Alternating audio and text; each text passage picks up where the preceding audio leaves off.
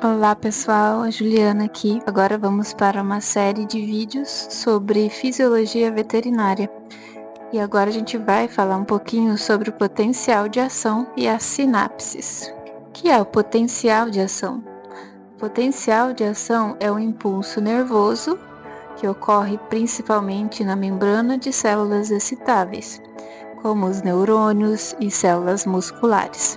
Esse potencial de ação se propaga em uma direção apenas, e ele é um evento eletroquímico que ocorre rapidamente, de curta duração.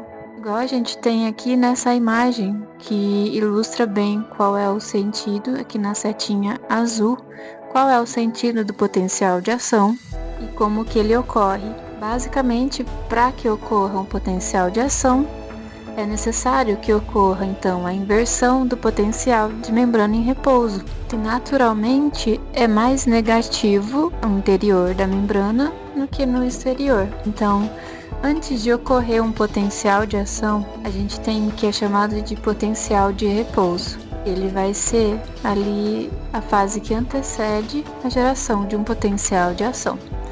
E é basicamente essa diferença da carga elétrica entre os dois lados da membrana. Então, nos neurônios, a gente tem ali mais ou menos 75 milivolts no potencial de repouso. Então, a célula vai estar mais negativa no seu interior. E esse potencial de repouso ele é importante para a manutenção, da estabilidade celular. E ele também é ali regulado pela bomba de sódio e potássio e também pela permeabilidade seletiva da membrana aos íons, ou seja, a entrada e saída de íons na célula também vai fazer com que haja essa diferença das cargas. Aqui nessa figura a gente consegue notar basicamente o mecanismo de ação da bomba de sódio e potássio. Então geralmente ela vai mandar os íons sódio para fora da célula e o potássio para dentro, tornando o interior da célula menos negativo. Para que a gente entenda também como acontece o potencial de ação, tem uma lei que é muito importante, que fala sobre a intensidade do estímulo necessário. Ela é chamada da lei do tudo ou nada.